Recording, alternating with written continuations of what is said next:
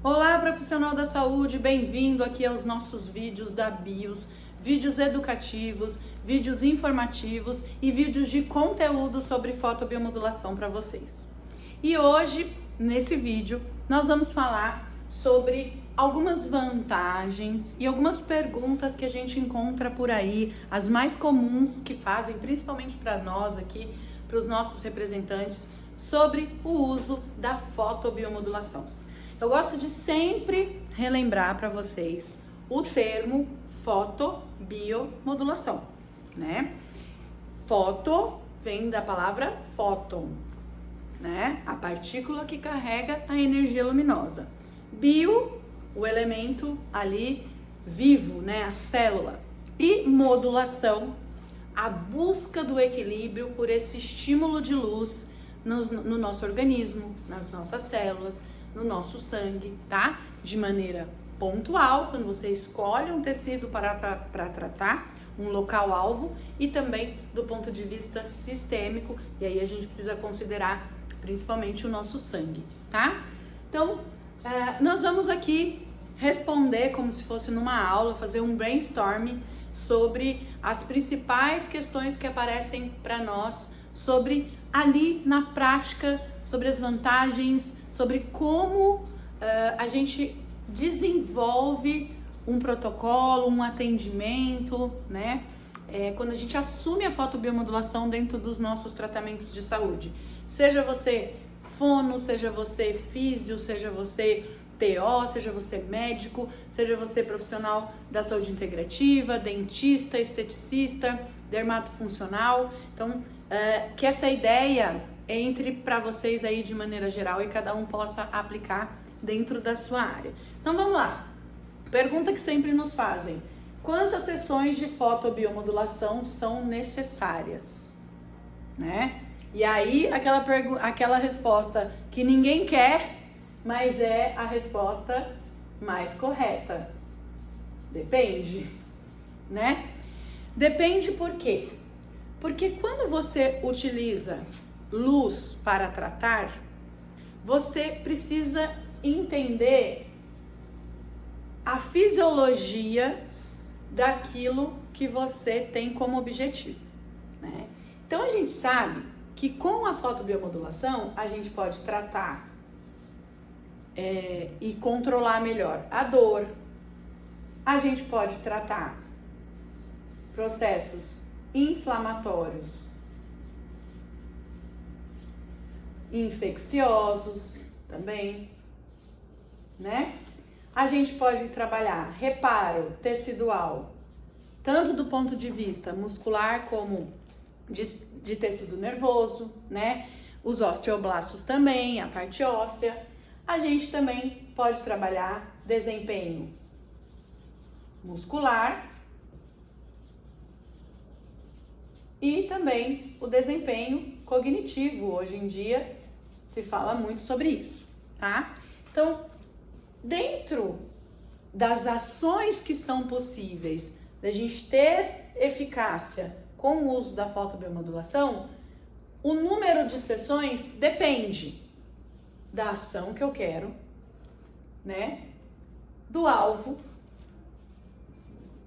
Então, se eu vou colocar no local, se eu vou colocar no sangue, se eu vou fazer ILIB, ou se eu vou fazer uma aplicação local, ou se eu vou utilizar os dois, né? Depende do indivíduo, tá? Vou colocar a abreviação de indivíduo aqui. Depende do indivíduo, do sujeito, da sua história clínica, tá? Depende da avaliação, né? Do caso, né? Então, assim, você tem dor, por exemplo, vamos pegar o caso de dor. Essa dor, ela tem um componente tensional? Ela tem um componente tensional e um componente neural? Qual é a origem dessa dor? Tá? Então, eu posso ter resultado imediato se eu tiver um componente neural ou um componente tensional e eu for bem assertivo para o limiar de dor ali na mesma sessão. Mas eu estou trabalhando o sintoma, eu estou como um remédio, diminuindo a dor do meu paciente. Mas eu posso tratar a origem dessa dor, tá? Então, isolando essas ações, vamos supor, eu tenho lá uma dor que o paciente tem porque ele tem um tensionamento, né, da região cervical, da região de trapézio. Se eu fizer aplicações com baixas dosagens para estimular e para promover o relaxamento dessa fibra muscular, ele vai ter efeitos primários e efeitos secundários do meu tratamento.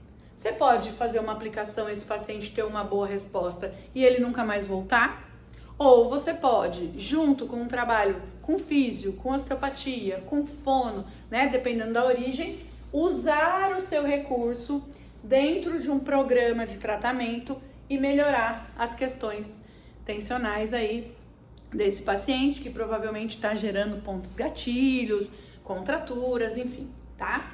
Então, depende. Outro ponto, a gente tem, por exemplo, uma neuralgia do trigêmeo, né? A gente pode tratar e dentro desses quadros, pegando aqui o exemplo para vocês, o que eu faria?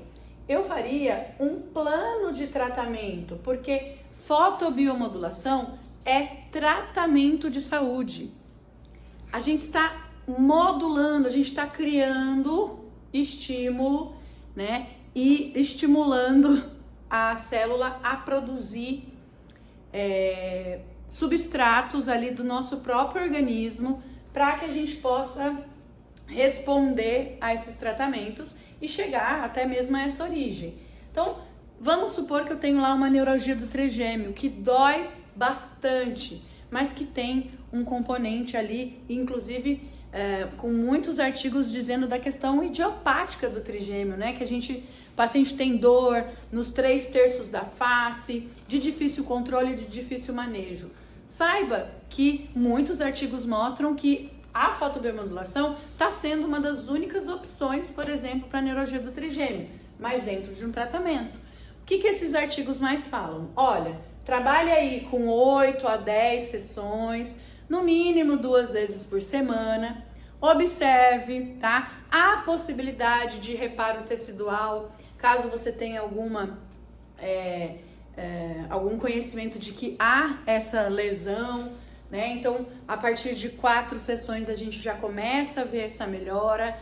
E o que a gente consegue observar nesses pacientes por meio de eletroneuromiografia e por meio da própria avaliação do limiar de dor do paciente é que se nós trabalhamos com a modulação, também com uma frequência de atendimentos todas as semanas, né? Pelo menos um mês para a gente avaliar o efeito, então a gente tem bons resultados. Então, assim, dependendo da ação, a gente pode ter resultados imediatos, tá? Não é uma opção para mim, eu não acho isso interessante, mas às vezes você tá lá com uma enxaqueca, uma dor de cabeça, uma dor muscular, e você mesmo, profissional da saúde que tem um aparelho com você, vai aplicar em si mesmo e ele vai melhorar. Mas quando você tem um paciente, o ideal é você trabalhar com o plano de tratamento, tá?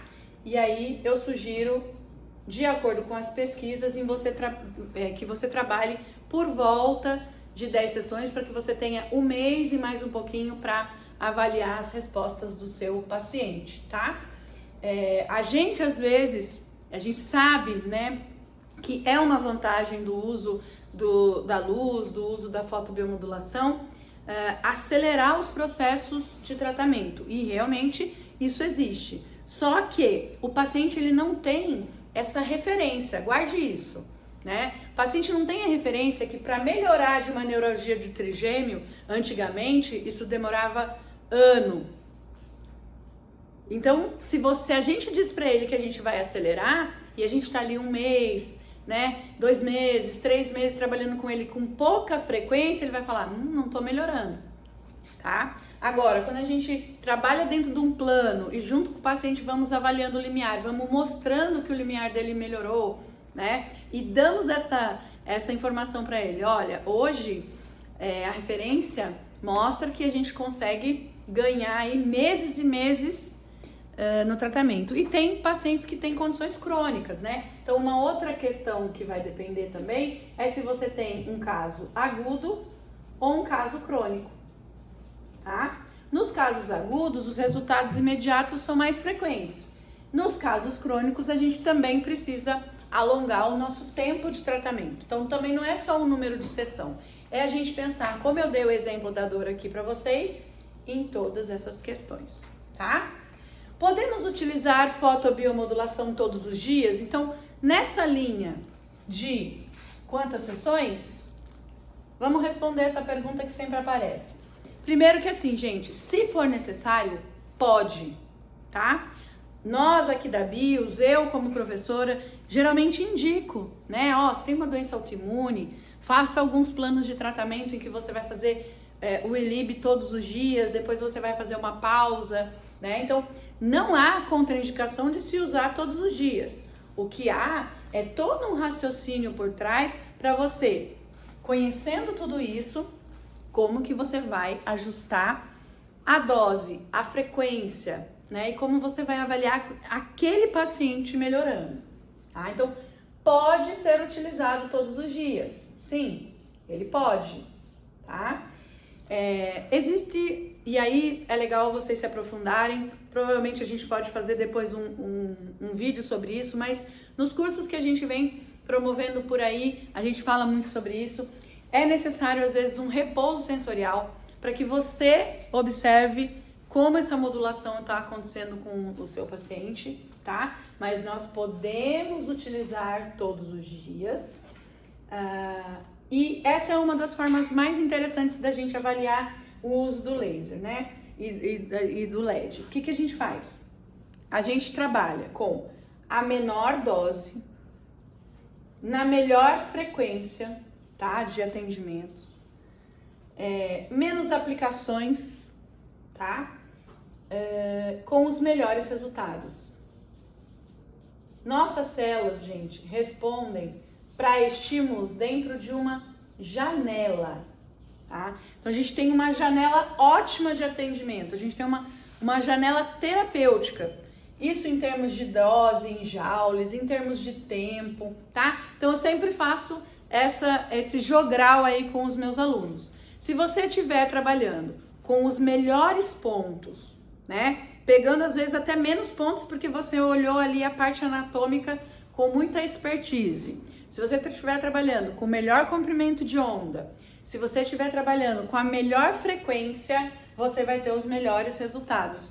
E, segundo a lei de Arnold Schultz, a gente tem que doses, dentro da janela terapêutica, menores doses, a gente estimula muito mais o processo de tratamento, o processo celulares, o trofismo celular, do que doses mais altas, e assim acontece com a fotobiomodulação, tá?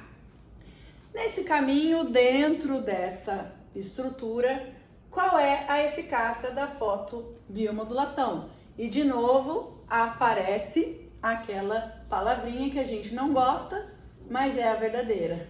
Depende, né? E eu costumo usar também algumas palavras de impacto para vocês, que seria luz é solução em busca de problema, tá? Porque a luz é energia. Se você entra num sistema que está com déficit de energia, tá? Quando você entra com energia, isso vai ser muito bem absorvido e utilizado. Quando você entra num sistema que já tem em equilíbrio, mesmo que você possa promover situações aí que são benéficas para o nosso organismo, né? A gente está sempre, nosso corpo e nossas células estão sempre reagindo ao ambiente, mas você já vai ter uma resposta um pouco mais equilibrada, né? Os pacientes que mais precisam, os pacientes mais graves, muitas vezes têm mais resposta, né? Assim, digamos assim, mais palpáveis visualmente para uma família, para você demonstrar isso para a família, não necessitando tanto de exames, né? Que você vai ter esses resultados. Mas falando em exames, se você, por exemplo, avaliar que quando a gente utiliza luz, a gente sempre tem efeitos sistêmicos, tá? Então, às vezes, um pontual de um paciente crônico já fica uma coisa mais difícil de observar, mas nós conseguimos ver, por exemplo, cortisol, né? A redução do estresse, a melhora da resposta a um tratamento.